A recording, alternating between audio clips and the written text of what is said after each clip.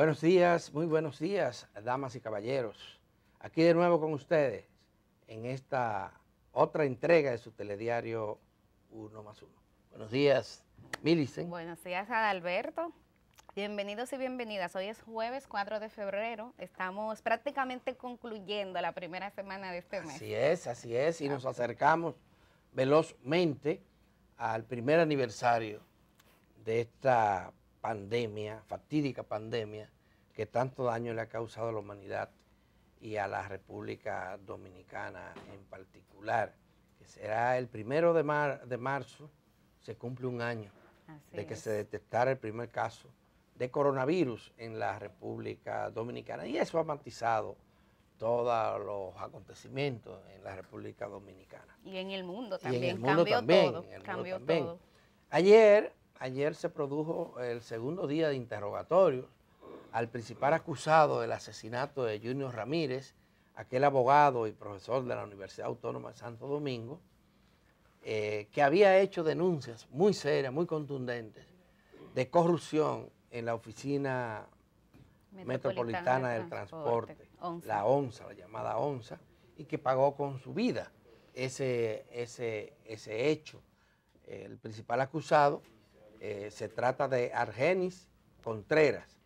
Él se fugó, se mandó para los Estados Unidos, allá fue apresado y fue extraditado por las actuales autoridades. Como decíamos ayer, el procurador anterior, Procurador General de la República, no procedió a pedir la extradición de esta persona clave, a quien está siendo señalada por un cómplice, por uno que también habría participado en el hecho material del secuestro y asesinato. Está acusado de haber sido quien disparó y quien encabezó el operativo de muerte contra este ciudadano. Mira, la información de que efectivamente no había sido solicitado en extradición fue reconfirmada por la misma Procuraduría, que en el día de ayer emitió un comunicado de prensa, pero también por la magistrada Gisela Cueto, que es la que dirige ese departamento en el Ministerio Público, y que dijo, Adalberto, que de manera muy extraña había sido desapoderada de ese caso. A mí me sorprendió porque yo recuerdo que en varias ocasiones a las pasadas autoridades de ese Ministerio Público la prensa le preguntaba que cuándo era que llegaba Argenis Contreras. Y no llegaba. Y decían, no, que se están haciendo los trámites, que viene pronto, pero no terminaba de llegar. Hasta ahora entendemos.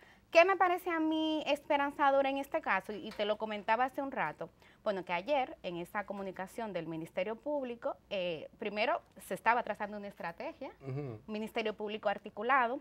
Estaba doña Miriam reunida con Jenny Berenice y con el magistrado Wilson Camacho, e informaron que van a ampliar el caso. Van a ampliar el caso. Que van por más. Exactamente, van por más.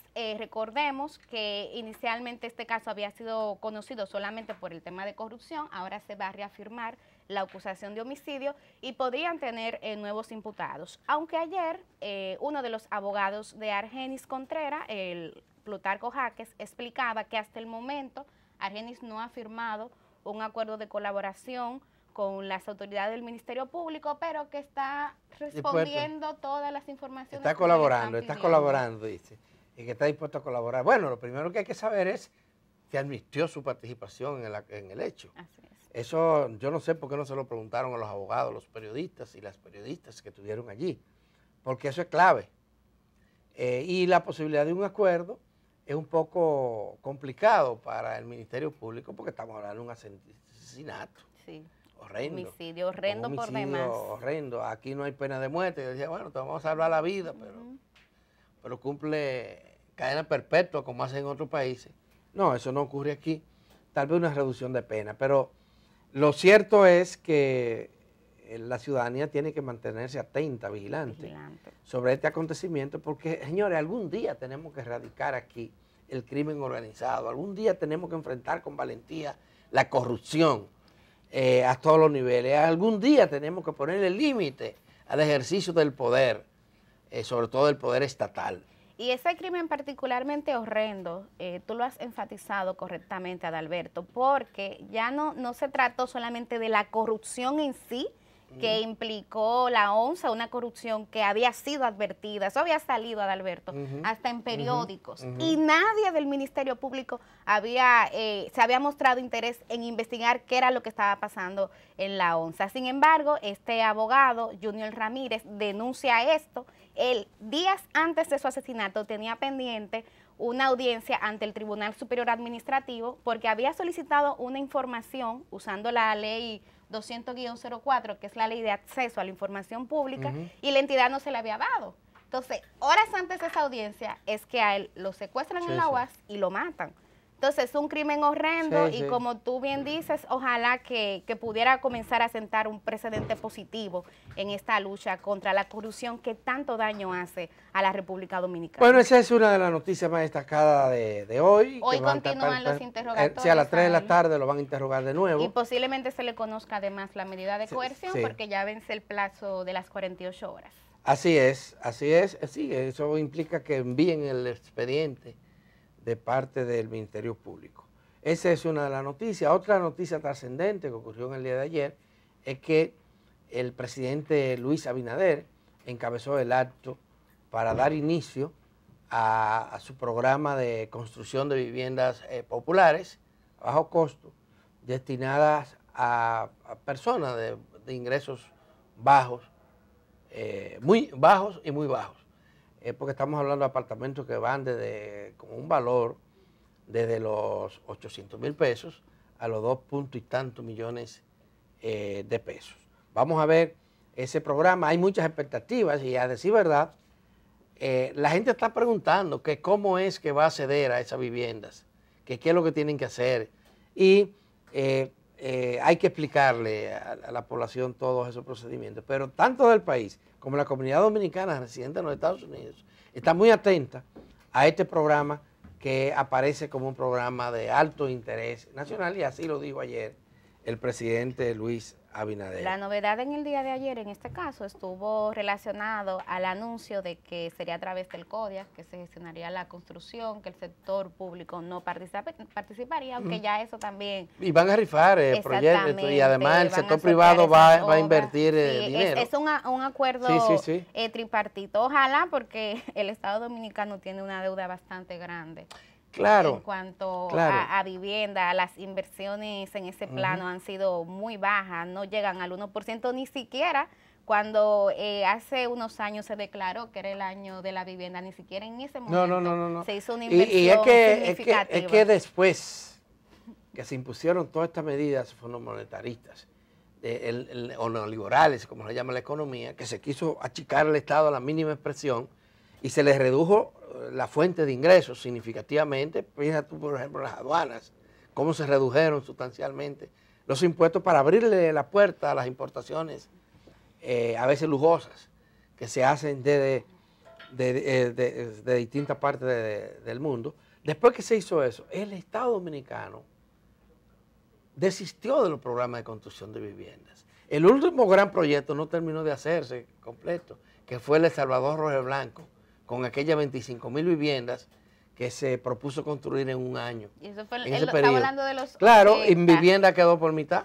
Sí. Todavía Invivienda no han terminado, porque aquí los gobiernos no les gusta terminar lo que otros, sus antecesores, han hecho. Pero fíjate que nosotros tuvimos una política de construcción de vivienda que era prioritaria dentro del Estado. Y hay que decir que durante los regímenes de Joaquín Balaguer, y lo continuó también Antonio Guzmán, aquí se construyeron grandes proyectos. Mira, las caobas, ¿sabes dónde está la caoba? Sí, claro. En la prolongación 27 de febrero, eso lo construyó el Estado Dominicano. Los jardines del norte, esos jardines del norte fue un proyecto hecho para militares. Lo construyó el Estado Dominicano. En los maestros, ya eso más tarde, eso es más tarde. Pero hay una organización, señoras y señores, que está en Bellavista, se llama Los Maestros, que ahora es de clase media alta. Eso lo construyó el Estado Dominicano para maestros y maestras. Y ni hablar de todos los otros proyectos que tú señalas. Los INVI por todos los lados, el hoyo de Chulín, el quinto centenario de ambos lados, Villajuana, Villa Consuelo. En fin, el Estado Dominicano construía viviendas en la capital y en los pueblos del interior. Esa política fue abandonada.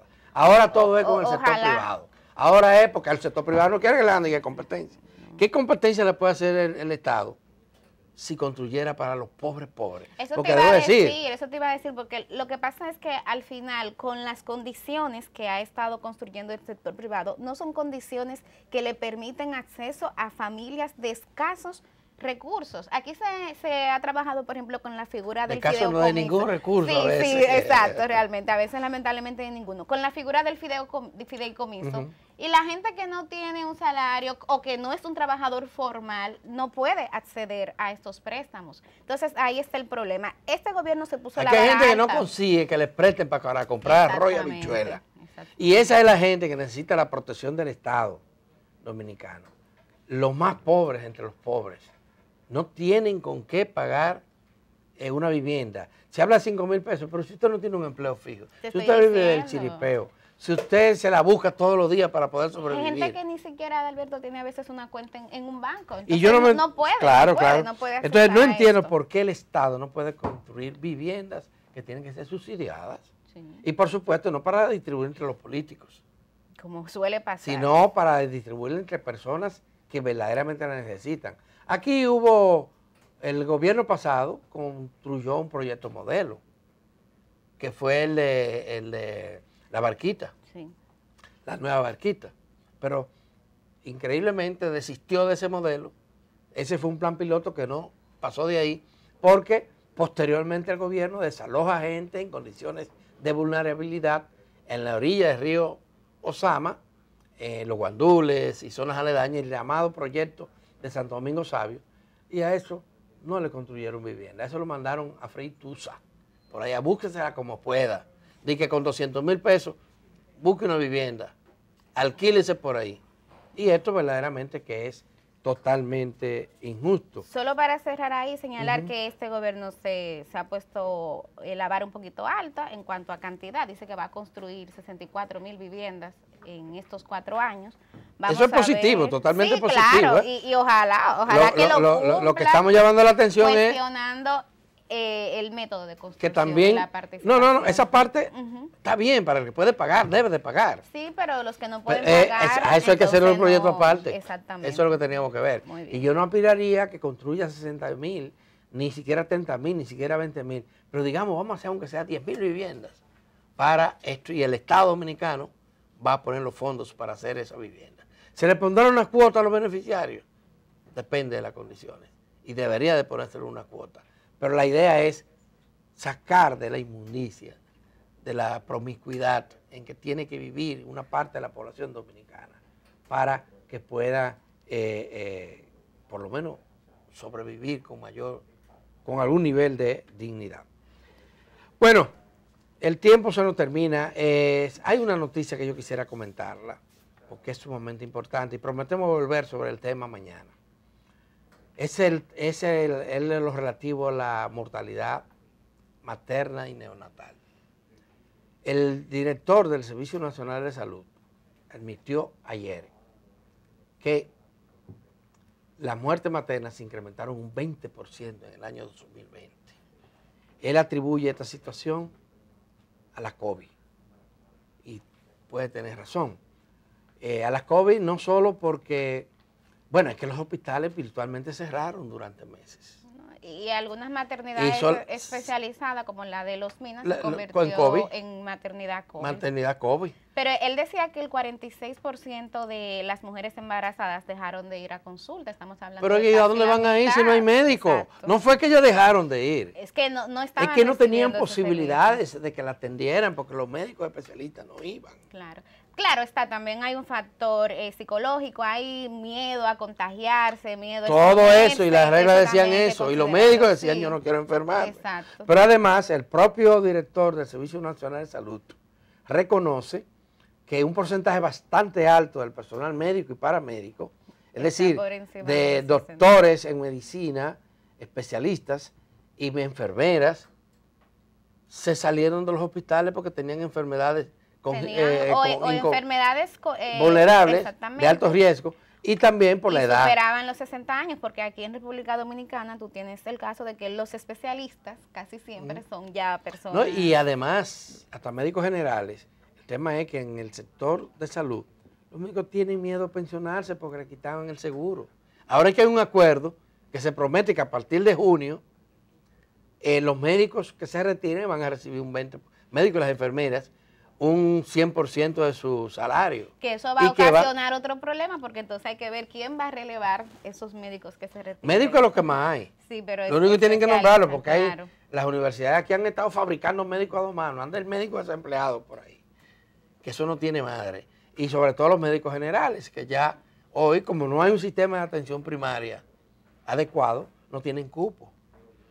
Pero mira, de lo que tú señalas es relevante no solamente lo que está pasando con el tema de la mortalidad materna, que es preocupante que aumente, porque ya era alto recordemos que República Dominicana está entre los países de América Latina que tiene un mayor índice de mortalidad materna. Entonces, que aumente ya es mucho, o sea, es algo como para escandalizarse.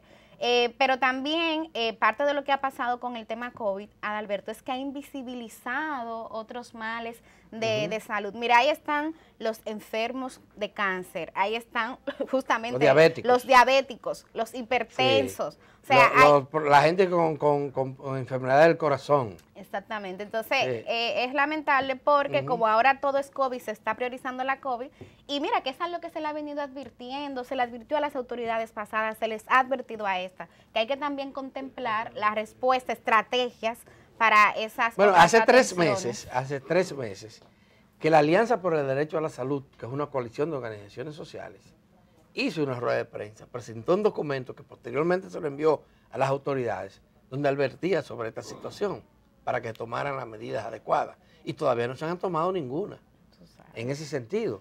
Pero óiganme esto. Si se incrementaron las muertes neonatales, quiere decir que el año 2020 murieron más recién nacidos, niños, antes de cumplir los 28 días de nacido, que personas afectadas por el COVID. Y murieron por deficiencia de un sistema de salud que ha sido incapaz de responder a las necesidades nacionales. Pero esos niños y esas niñas, esos recién nacidos, esos bebés que han muerto, igual que la parturienta, son la gente más pobre, los mayores escasos. El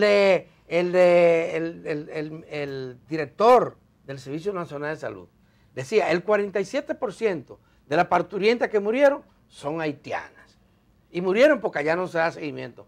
Ojo con esto, no son haitianas que vinieron todas de contrabando, porque hay que vienen, es verdad. Pero hay algunas que están aquí. No, la inmensa mayoría son de aquí. Están aquí. Son de aquí y deberían estar incorporadas en el sistema de seguridad social. Claro, porque la ley lo dice. También. Y sus esposos. Y sus esposos. Y el seguro nuestro, la ley dice que es familiar.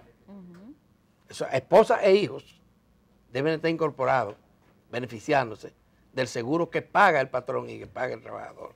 Pero resulta que muchísimas compañías de ingenieros y muchísimos ingenieros no incluyen a sus trabajadores en el sistema de seguridad social.